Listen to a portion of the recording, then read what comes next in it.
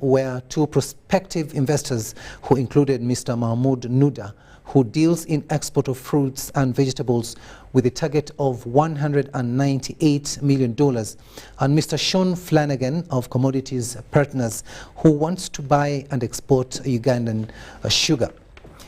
President Museveni assured Mr. Flanagan of a ready market for Ugandan sugar within the region in countries like South Sudan, the Democratic Republic of the Congo, and Western Ethiopia.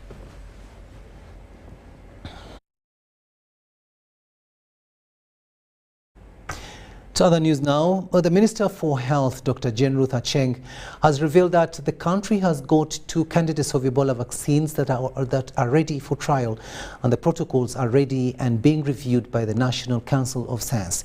Dr. Aceng revealed this during the tour of 2 isolation centers in Entebbe and Mulago, respectively, with implementing partners in support supervision of isolation facilities ahead of the ongoing Ebola outbreak.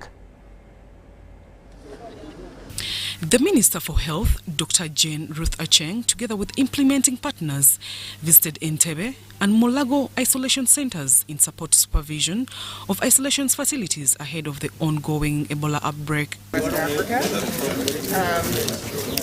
Dr. Aceng also disclosed that there are 2 Ebola vaccines that are on trial and being reviewed by National Council of Science.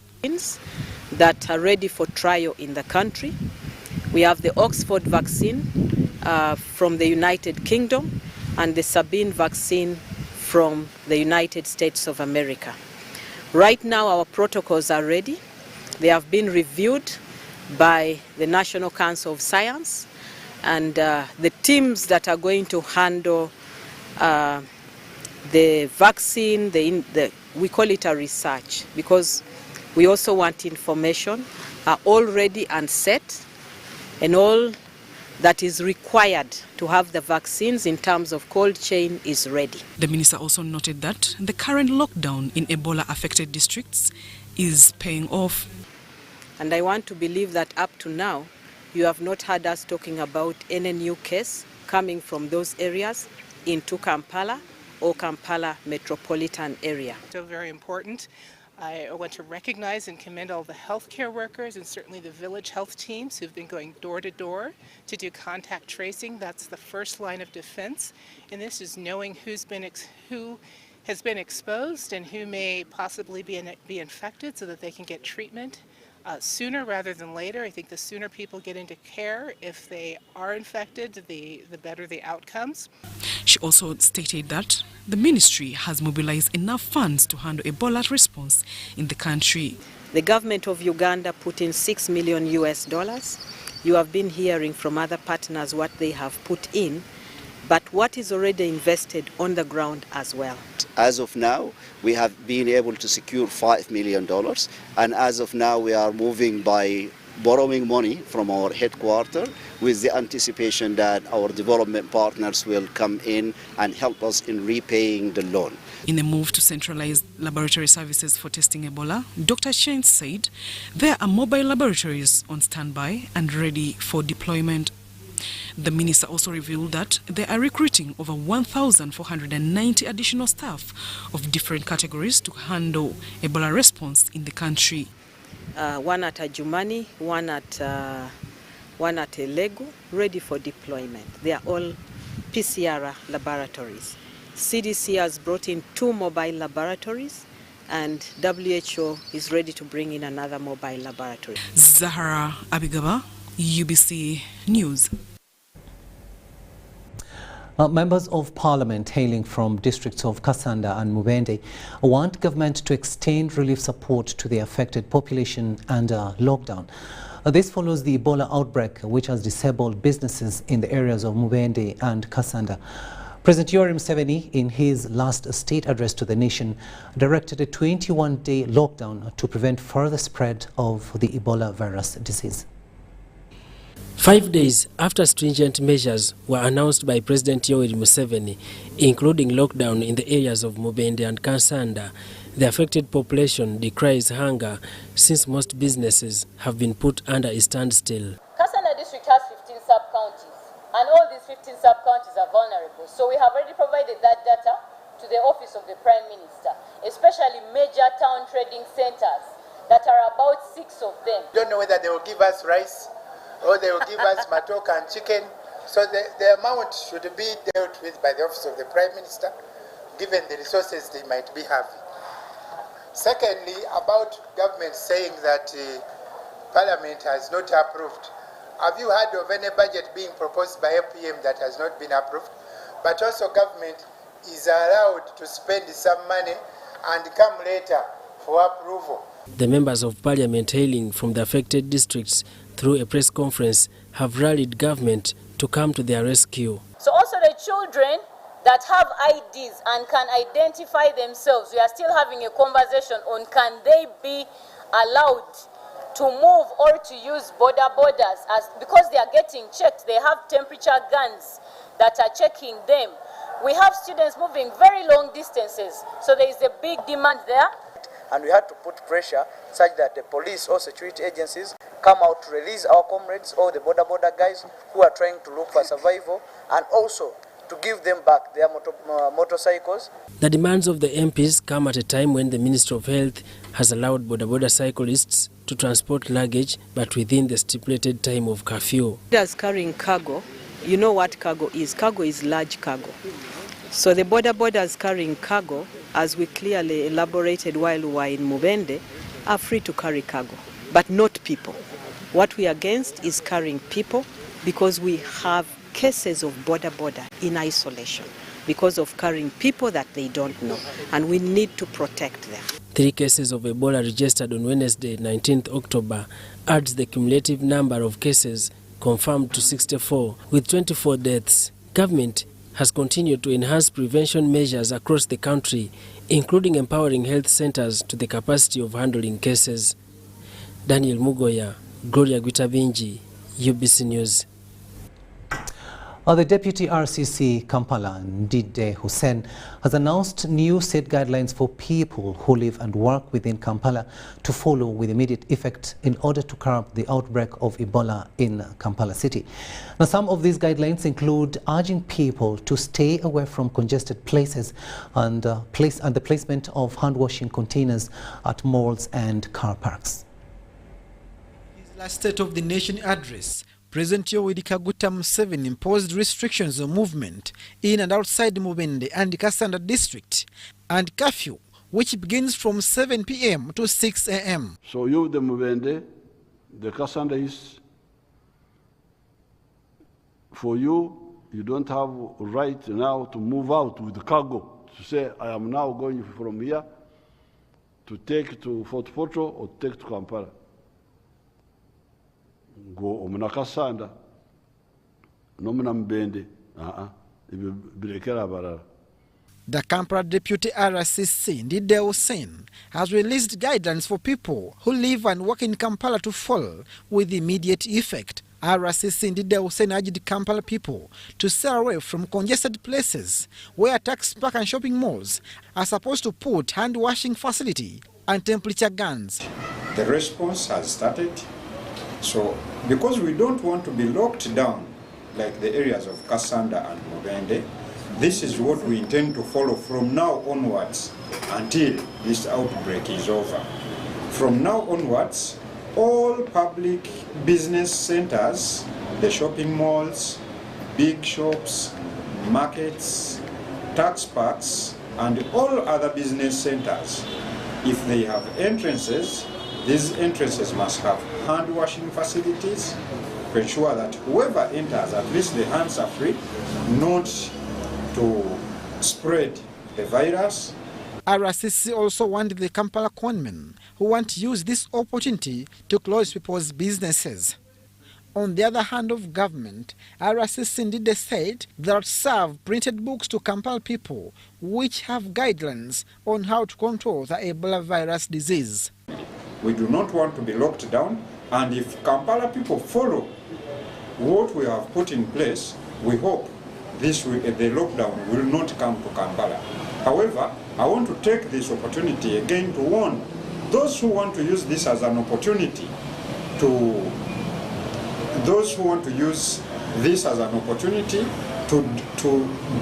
extort from the masses, to extort from the business people, that there will be no room for this. The Speaker of Parliament, Anita Annette Among, has proposed the amendment of the Constitution to ensure that the Inspectorate of Government can hold people in the private sector accountable for money sent to the private sector by government. She said this after the Inspector General of Government handed over 2 biannual reports to her. The Constitution, under Chapter 13, Article 225, mandates the IGG with powers to investigate cases of corruption and abuse of office, among others. It's on this note, therefore, that the Speaker of Parliament, Anita Annette Among, wants an amendment of the Constitution to ensure that Inspectorate of Government can also hold people in the private sector accountable for the money given by government. Unfortunately, the Constitution, as I said, limits you to own the public sector, and yet the money is taken to private sector. The question is, who will determine the cost and hold the private sector accountable for this money?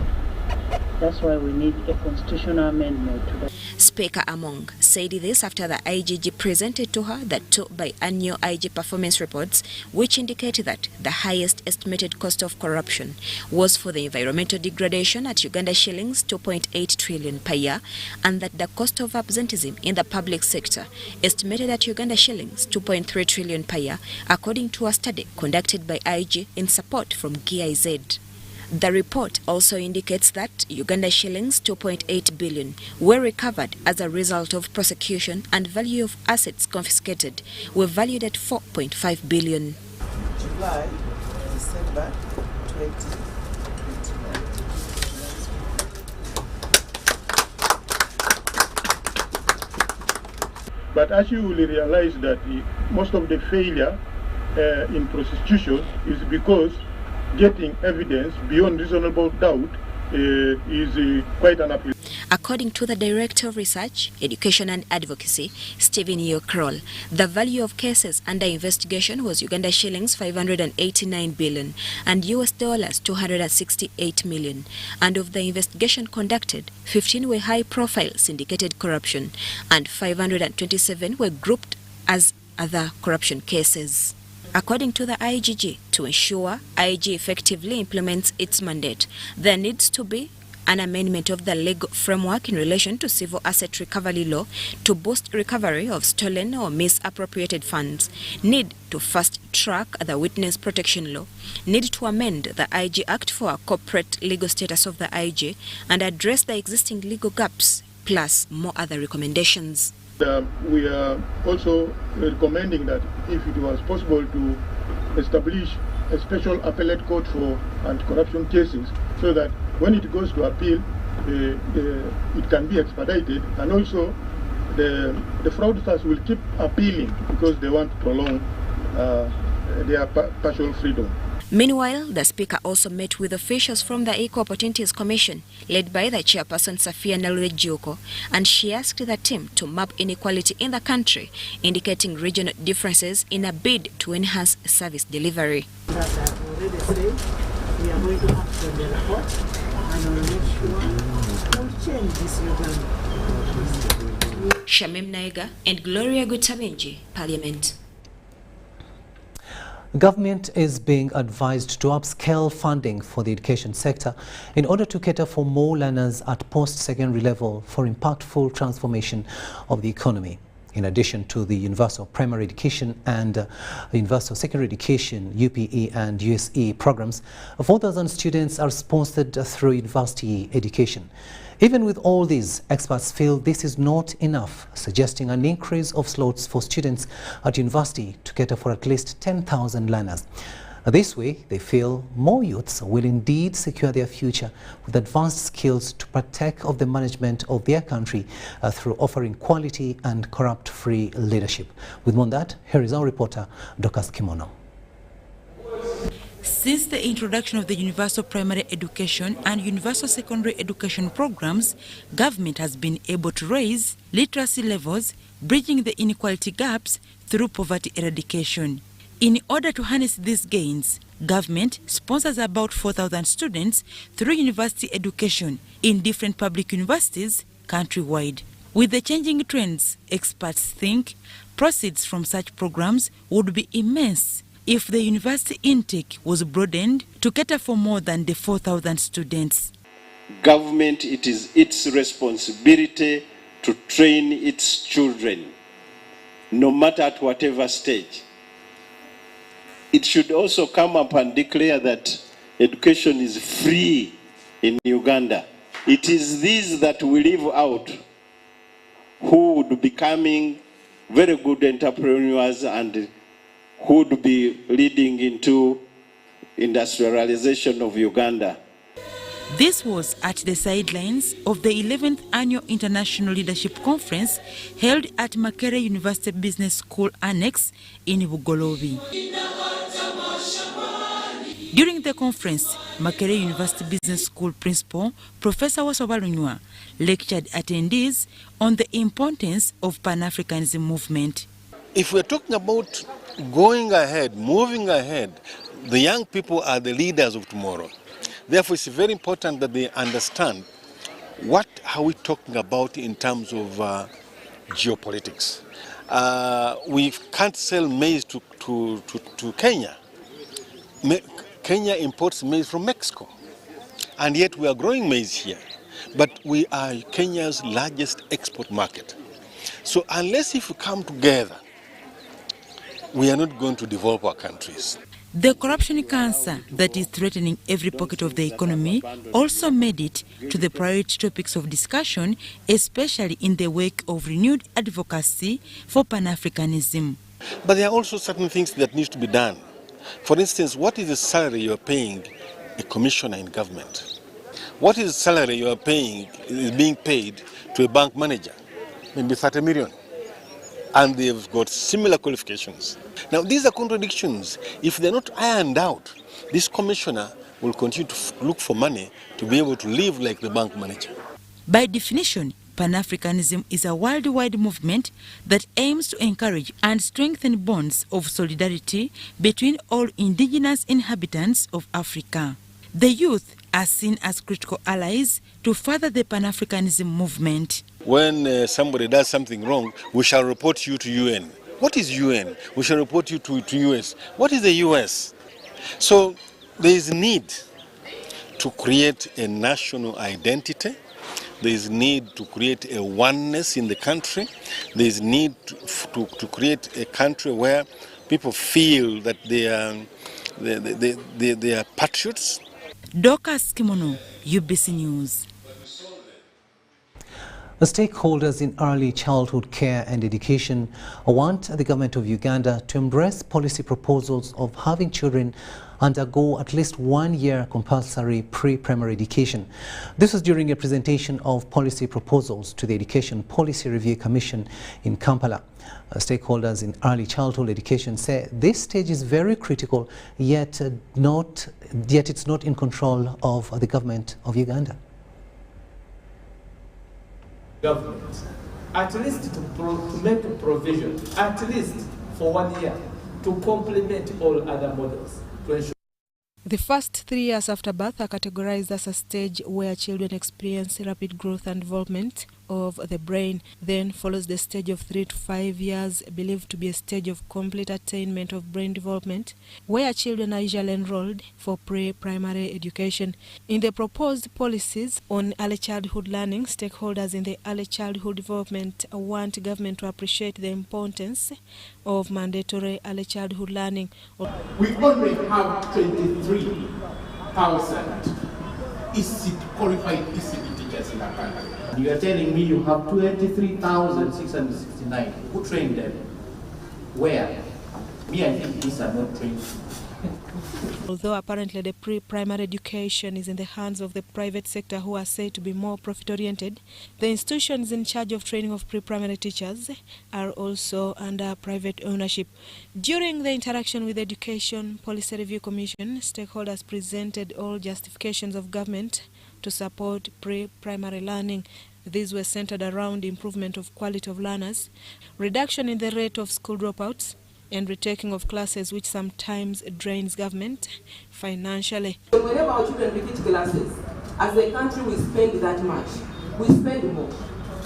Because first of all, it means it impacts on the classroom space. If we are registering 50 learners in T1 and we have 30 of them that are repeating, those are 8. Already the classroom space is not adequate. That means as a government, we have to continue investing in infrastructure development. These were followed by concerns on the implementation of this proposal, among which included qualification of teachers, its regulations, and mode of certification. I see challenges starting from the teachers themselves and those who care. At these daycare centers and so on, it's not really the teachers.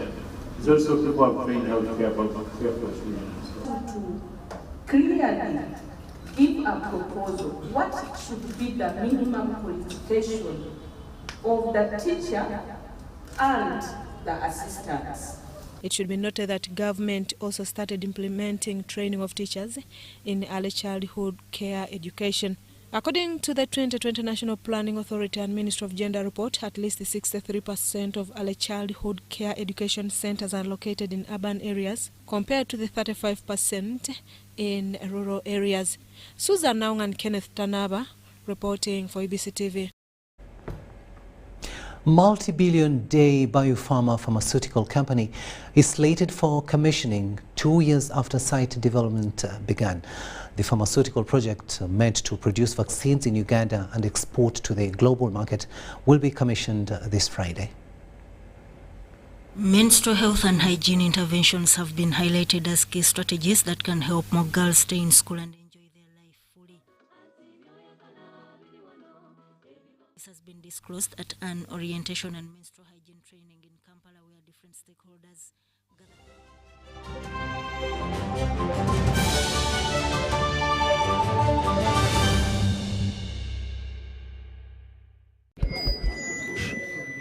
So, I'm here to announce that the MTN Kampala Marathon is back. And this year, we are running for babies. To be clear, I am not talking about a baby.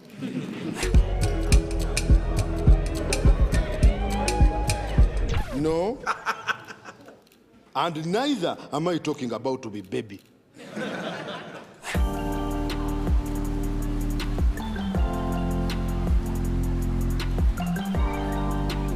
I am talking about these small dollars. Run for babies in the MTN Kampala Marathon on Sunday, 20th November 2022. Dial *165*77# or use the Momo app to register.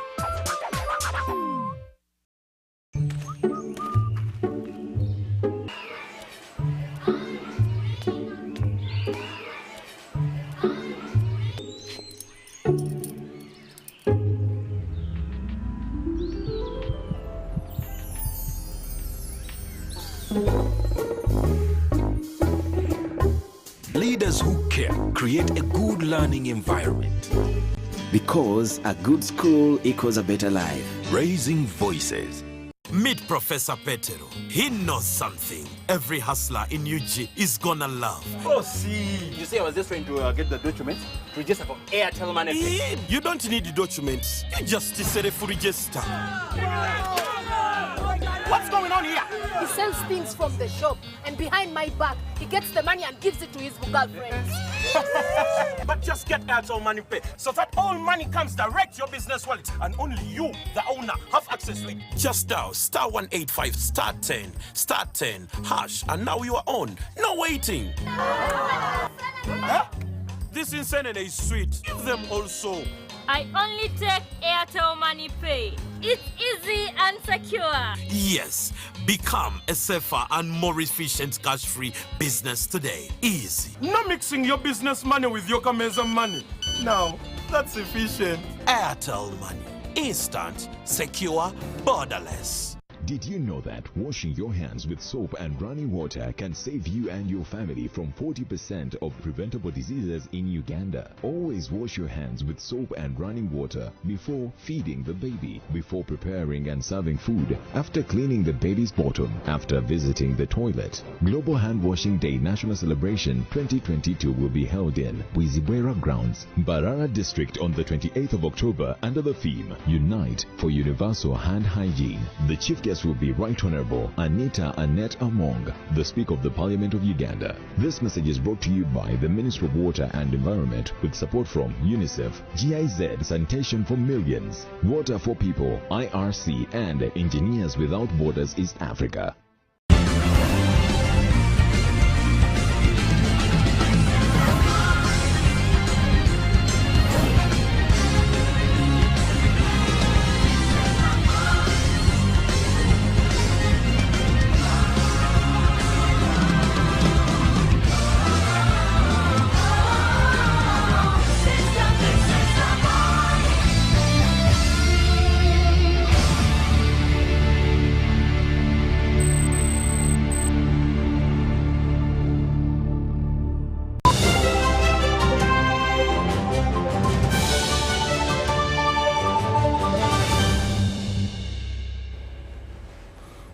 Welcome back from that break, and this is our second and final edition of News Tonight here on UBC TV.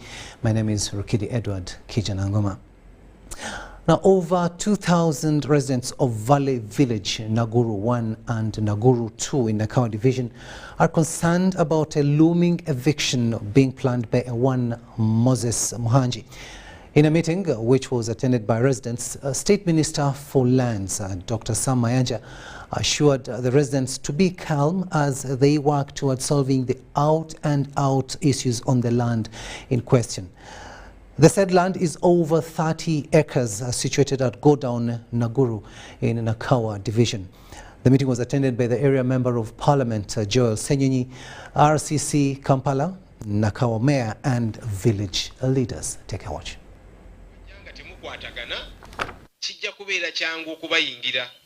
Obolyawo onamugulewo ono naye amulyewo noli nebo musigalanga muli bumu lero kina kugwa lero kubanga ye mandate Museveni jampo gira sinti nti I wish no ngambati kisaziddwamu kyoba olina okukola kumpa reference ne photocopy ez'ekyapa ekyo ndagire kisazibwemu kubanga ndi wano kati ku ground ndaba nti abantu webali abasukula abazayibano webali n'olwekyo bwebanga area committee ya South wali bantu that was false information, a ground to cancel the title. Very clear. Honorable Senyonyi has made it clear. The mayor has made it very clear.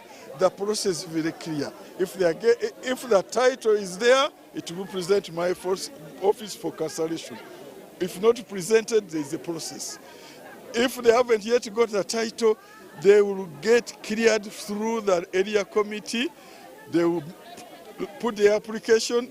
The process will go to the land board and give them the title. Just as we are now arresting these so-called title holders who claim that they have title, therefore they can evict. I've just told them that now we have cleared it. They are the fraud, they are the trespassers. They are the one who maliciously caused malicious damage to property. They are the ones who forcefully enter. Therefore, they can be arrested and charged and prosecuted according to the law. Therefore, these people in our very land registry, whom we pay salaries by the taxpayers' money, and who are now helping the fraudsters, they are going to be charged also. The occupants themselves, they will poach out some of them. And so we have encouraged them, please be on the lookout. Nobody should take advantage of you. And for the leaders, the area leaders whom these land grabbers go through, we are going to have to send them away from these areas. Yeah, because you see, as a leader, you're supposed to protect your people. So if you're now joining hands with those who are oppressing your people, then you're not worth being a leader. Of course, the best people to talk to are the LOCs. You start with the LOCs, you engage with squatters as might be, and then see how to harmonize. So when you come in and you say, oh, he's giving you petty cash or he's doing that, but then that is happening out of amicable solutions, then it is him who shows some bit of immaturity on what he's dealing with. These are matters to do with the landowners. I don't know how much land Senju owns in this country or in this town. This excitement comes from is unfounded. But this also explains the excitement we have with some people like Joel saying they're just excited people.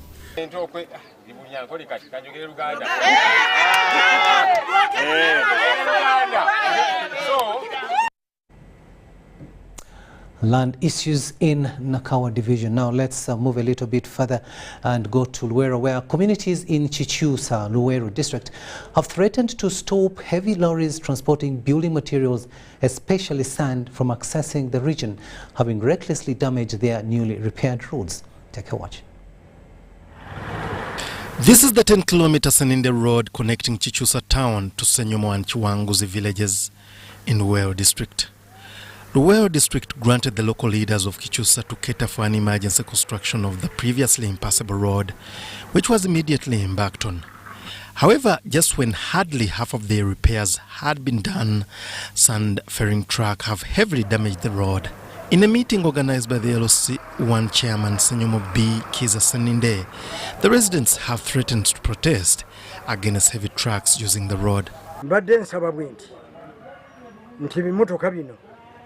Mu butuufu biyimirizibwe tumale kwetegereza enseno nga bwetambula kubanga luli bwe bitaliwo tetwane kubo olino liddaabiriza oba omusango okukwata olw'okulabika nti osima ekinnya ate mu kkubo kuba basima busimi nawali babadde bakalakata ekkubo motoka teremererwa naye tufiirwa buki ekyokubiri ne batugamba buli kitundu kye bayingiramu bo bakola contract. So obuzibu bwe tuyina ku kyalo kuno siga nti tusimbye ku muntu omu defense bwe tutwala nti akulira ebyokwerinda ku kyalo bo batugamba ffe twereporting. The LOC1 chairman Senyomo B. in Luero Kiza Seninde encouraged the communities to continue owning government programs aimed at poverty alleviation. It belongs to the district. We cannot go on with Burungi Bwansi because it's not allowed. So otherwise, we are going to work it out with the district to make sure that they cut out the repair of the road. But they promised us that this road is going to be started in March. But the road is impassable. That's why we are trying to do something being done today so that our people can trade their commodities. Relatedly, residents of Senyomo A and B in Luero district have sleepless nights following a surge in criminality by the youths of the area. Nakanwaji abo twabawona kati emyaka emeka tewakyali bubbi eno naye twagadde mutuyambe abaana abo bawemula abo bonna abeeranze ebiviri ku mutwe bafuusa ab'omutawaana bannange nsaba mutuyambe naye gwe naakwatira mu kibanja kyange mukole ku nsonga ogw'okusaalimbira etteeka weeriri.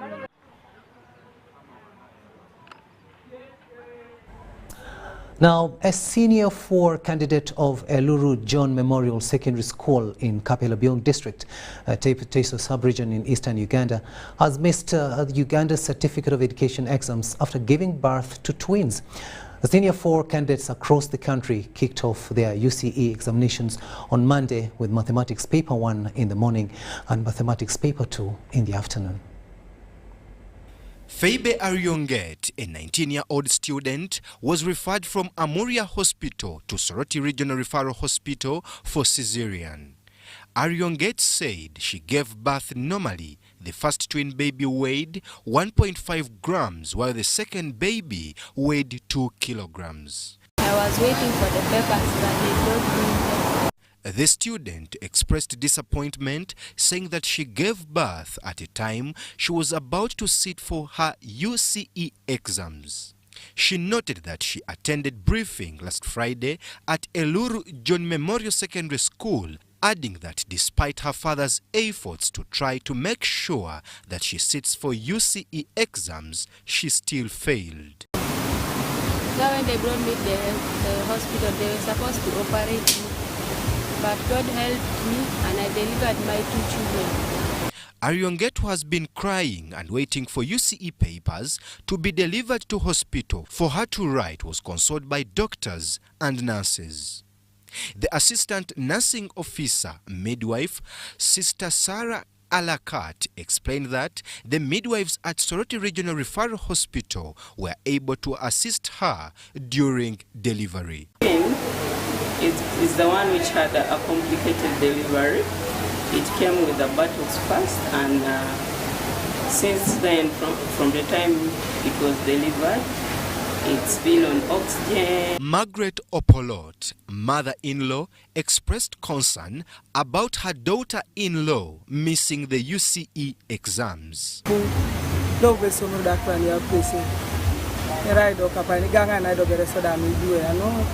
Soroti District Inspector of Schools, Simon Emoru Enagu, says UNEB issued guidelines on pregnant students sitting for exams. However, Ariongeti's issues were different. Easy now to get the girl to transport to Kabulibion or to get somebody to travel with the papers, because that's what the law also does not accept that, to move along with the admissions, and there is nobody going to supervise her from the hospital.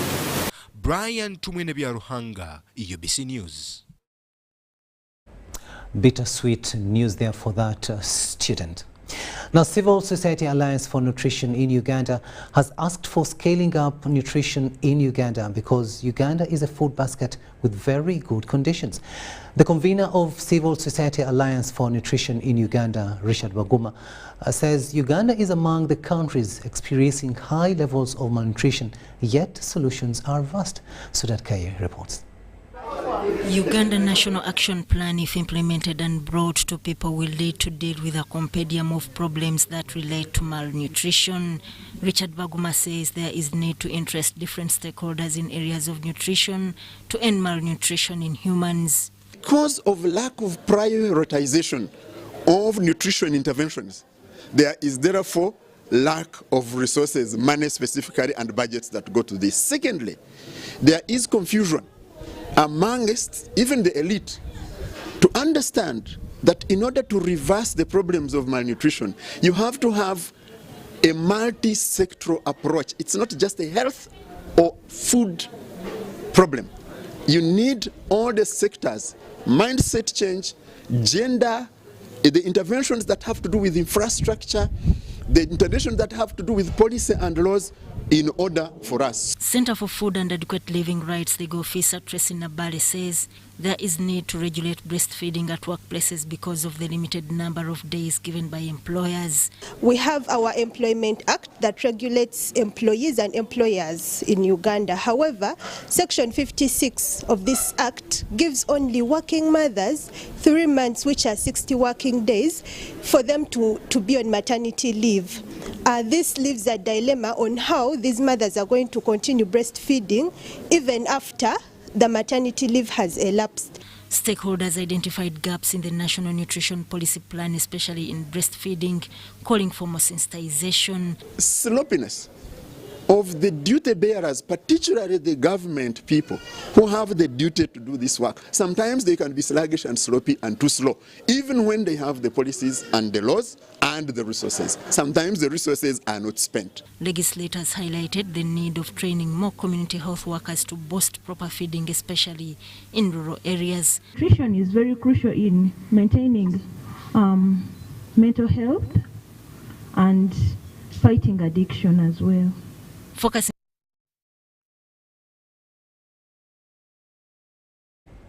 Now, the fishing community at Opeta landing site in Obotet sub-county, Palisa district, have decried the continued torture by the UPDF officers at Lake Chuga, who they say hide under the guise of fighting illegal fishing.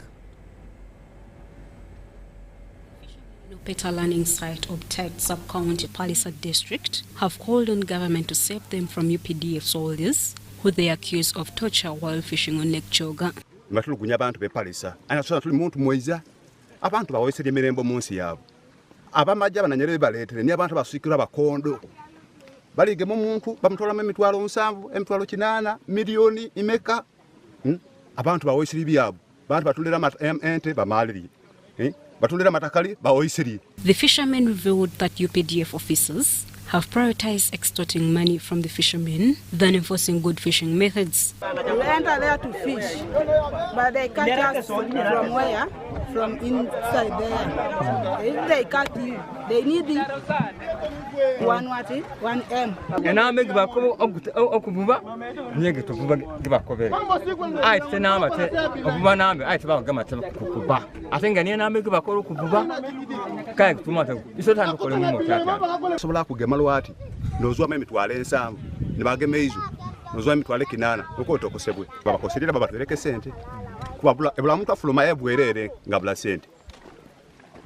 Omagaita mu fisigado wena no gado mere bamweta kibalia ronero bunku sensor nanyere ulusukiro lunku senseri abantu. Mapera Kenneth, the Optet sub-county chairperson, explained that Kalido district fisheries officer has almost turned fishermen from Opeta landing site his garden, where he on daily basis extorts money for his survival, hence calling for urgent government's intervention before the situation worsens. The CDF of Kalido is now making fishermen his garden or his ATM where he can go and get money at any time he feels like.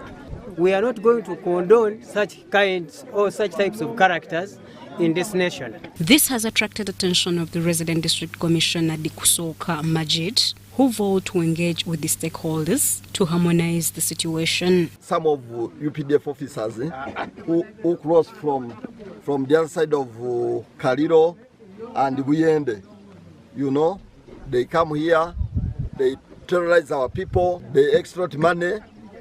Actually, that money goes to 1,600,000, 700,000. From here, I'm going to call the commander, the one who commands that unit. We are going to sit. Actually, we are going to have a meeting here at Opeta landing site, so that we solve that problem. We cannot allow our people to be beaten in their own country. We cannot allow that. We'll take yet another short break and return with the latest in business. Do stay with us.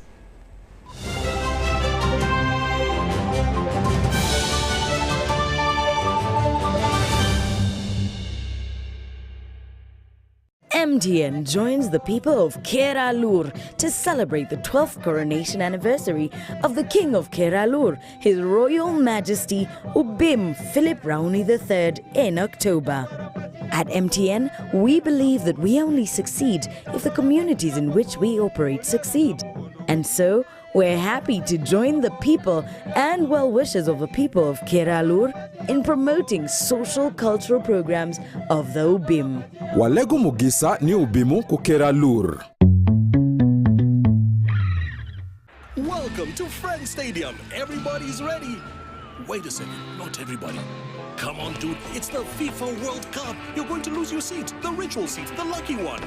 Losing more than a seat, your team is going to lose.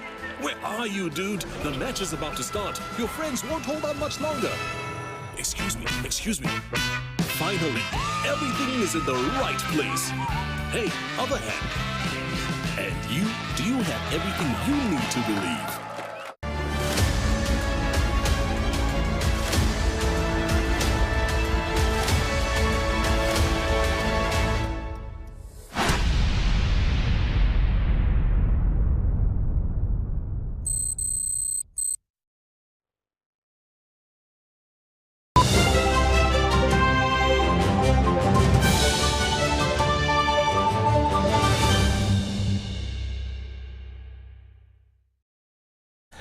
Welcome back from that break, and now let's have a look at the latest in business. The 5th annual KTA UN Capital Development Fund Symposium on the role of digital economy and intellectual property in realization of Uganda's National Development Plan 3 has opened at Speak Resort Munyonyo here in Kampala.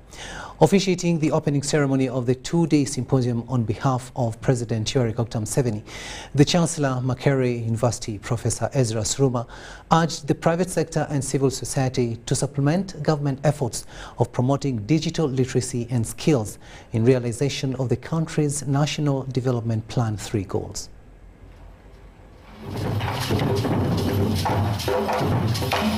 As Uganda pursues its journey towards achieving a middle-income status by 2040, there is need for government, civil society and private sector to intensify efforts towards promoting digital literacy and skills among Ugandans, especially the youth.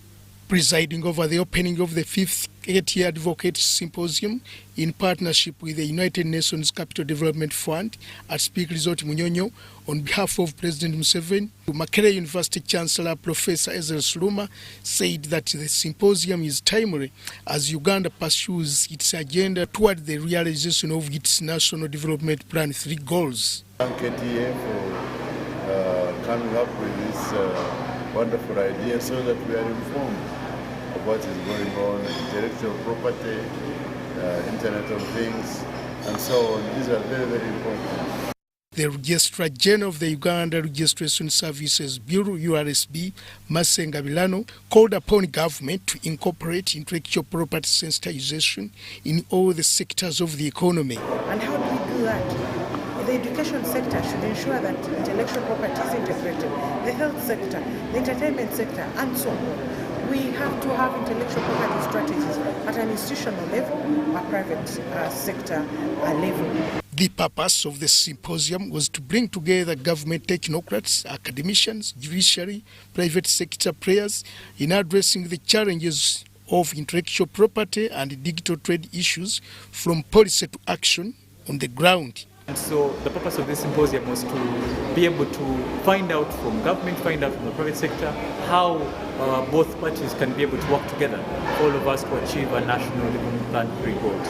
KTA advocates, we have a vision to ensure that as lawyers, as a business, we evolve and evolve around what is happening around us. Officials from the UN Capital Development Fund pledged to work with government in realization of a digital trade economy in line with NDP 3 and the 4th Industrial Revolution. Today, we need solutions that make the daily lives of the poor better, that protect the lands that nurture us, that help people adapt to a climate they can no longer depend on. The 2-day symposium is running under the theme How Intellectual Property, Digital Trade and the 4th Industrial Revolution can facilitate an inclusive and robust digital economy. Edward Colin Juko for UBC, Speak Resort Munyonyo. Players in the hospitality industry are exploring ways in which hospitality businesses can optimize technology to deliver streamlined operations and create exceptional experiences. In a stakeholder engagement in Kampala organized by PESAPAL, the hospitality sector players were encouraged to adapt and thrive.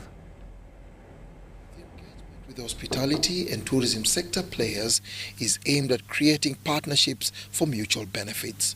Players are encouraged to take their businesses online in order to grow revenue and avoid the inconveniences that come with manual systems. Changing technology is impacting customer expectations, and you know that most of the trends in the travel and hospitality industry are driven by technology, ranging from voice search to robotics to virtual reality, recognition technology. Someone was talking about seeing a picture of a swimming pool. The future is virtual reality. You touch a button and see the real thing. Jinbia Mugisha, the executive director, Uganda Hotel Owners Association, emphasizes on online payment system security. Safe and trustable systems attract more users, boost confidence, and increase traffic on a platform. You know, with everything automated, a guest can check in and pay and book their ticket without having to interface with the human being and come to the hotel and use their phone to check in and actually even go to their room and check out and pay. We find that the world, and unfortunately, it's moving very fast. Founded in 2009, PESAPAL provides a simple, safe and secure way for individuals and businesses to make and accept payments in Africa. It is a payment gateway service through which clients can process payments either via mobile money and mobile money banking. We've built our own Reserveport, which is a booking engine that is integrated to payments. And this is Visa, MasterCard, mobile money solution. That includes Airtel, MTN Money, just to enable businesses to receive or for consumers to go cashless. The platform is safe, it's ready to handle, and it's confident. I think for me that is what we want to see really. And that's the challenge. And of course the other challenge really is are we there? Is the framework, is the technology spread throughout, is it inclusive, or there's some asymmetry? Disruptive technologies are changing business models, and customer expectations are changing by the day. To achieve business growth, the service industry needs to evaluate and upgrade their processes in order to deliver connected and personalized customer experiences. Dennis Igoa and Aisha Nakazi for UBC Business.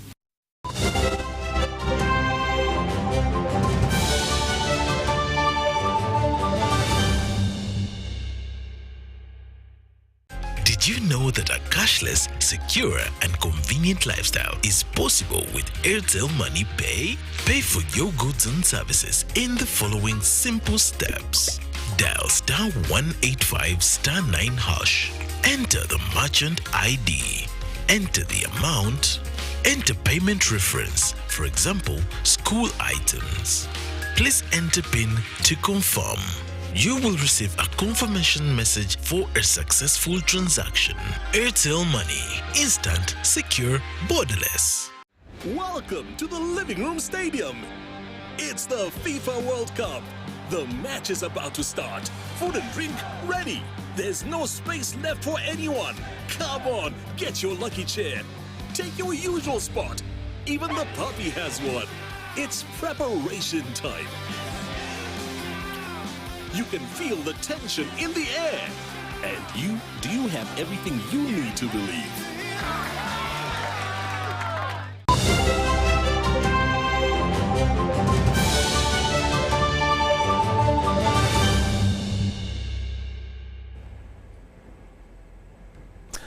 Welcome back. Let's have a look now at some sports items.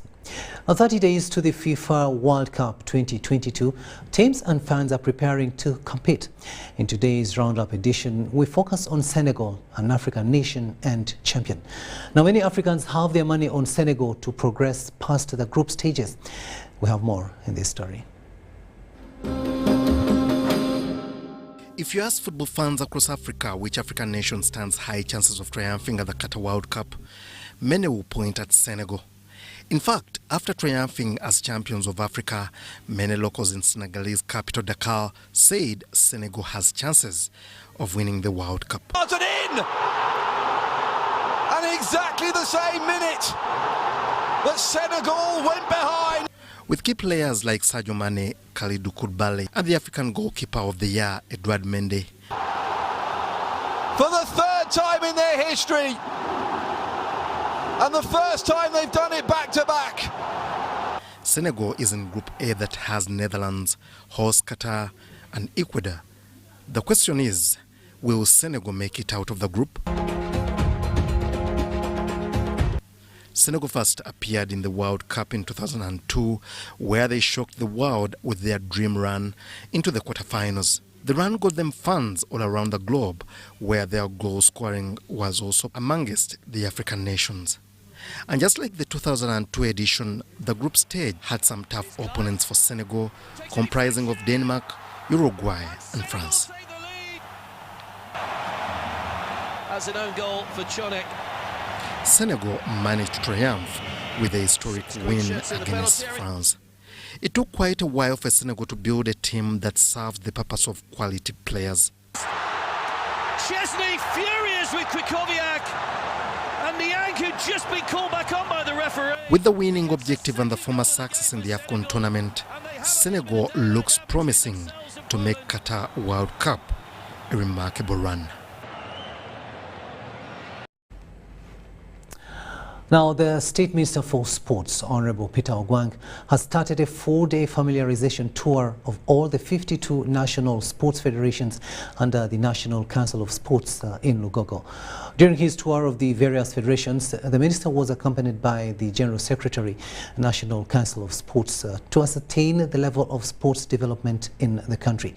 Uganda Cricket Association, Uganda Basketball Association and Uganda Boxing Federation were the first the minister met with a view of finding out how these federations operate in the spheres of governance, talent identification, sports funding, sports infrastructure, among others.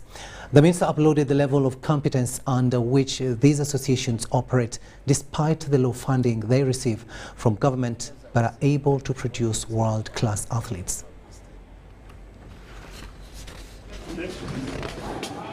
Of course, I've seen quite a lot, despite there are only 3 of them I've listed. They have challenges, which challenges I'm going to put them in writing to Council, which is the one which is supervising the National Council of Sports, to address them. Like you must have clearly observed that in terms of the governance, when I came in, first meeting I held, I discovered that most of these federations have governance issues. And when we talk about governance, we talk about how do they come into office. That must be clearly defined in all their respective constitutions. Some of them, of course, qualify, and they have. Some still have issues there. How do they employ people working into those offices? Are they qualified? And when it comes into, because why do I bring this up? Is because we're interested in the money we advance to them, however little it is, at the mass account, but also I know some of them receive money from the international federations where these games are affiliated to. They have clean bills, and these are the issues. And of course, among them are the challenges which they are facing as within us. Like for instance, you must have heard from the man of boxing, the president of boxing, he has enumerated his own challenges. The one of basketball also had their own challenges.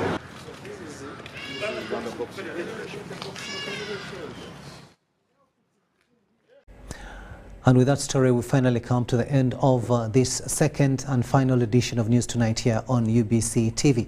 Thank you so much for having kept us company. My name is Rukidi Edward Kijanangoma, wishing you a blessed night.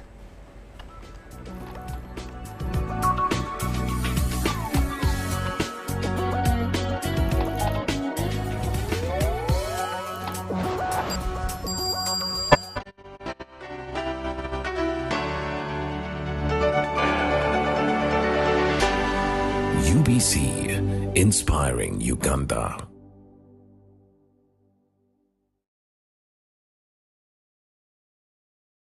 Get connected today with the My Airtel 4G smartphone, the most affordable smartphone in Uganda. You get to enjoy free 1 GB for 1 whole year. My Airtel 4G smartphone, your best value for money. Visit the nearest Airtel outlet today and get one at only 250,000 Uganda shillings. Airtel, the smartphone network. The Ministry of Health informs the public that there are confirmed cases of Ebola in Uganda. We, however, urge the public not to panic as the situation is being managed. The Ministry of Health further reminds the public to be on the lookout for any persons who may show signs and symptoms of Ebola. These include high body temperature, abdominal pains, diarrhea, vomiting, bleeding from the body openings such as the nose, eyes, and mouth. Please inform the nearest health worker immediately if you see anyone with these signs and symptoms. To prevent Ebola from spreading further, please take the following preventive measures: regular washing of hands with water and soap, avoid handshaking and hugging, avoiding any contact with any suspected Ebola patients. Any person who dies suddenly should not be buried but reported to the nearest health worker or LC1 immediately. For further information, please call the Ministry of Health toll-free number on 0800 100-066 or send a free SMS to your report on 8500. This message is from the Ministry of Health with support from UNICEF and World Health Organization. The Tales of Kasozi, brought to you by Uganda Communications Commission. Hello? Hello? This is Kasozi. How can I help you? Hey, Kasozi, my brother. Long time. We last met when we were at campus. It's been a while, but you are the person I'm looking for. Campus? Really? Hey, you don't remember me? Okay, so how can I help you? I'm stuck in Gulu making millions, and I need to urgently send money to my sick mother. But I can't find any mobile money agent near me. I've sent the money to your phone, as you can see the message. It might take a few minutes to come through, but I urgently need you to send the money to my mother. Let me send you her number, and you send it to her chap. My friend, I'm afraid your mom is going to die. What? Because I don't know you, I never went to campus, and I'm also in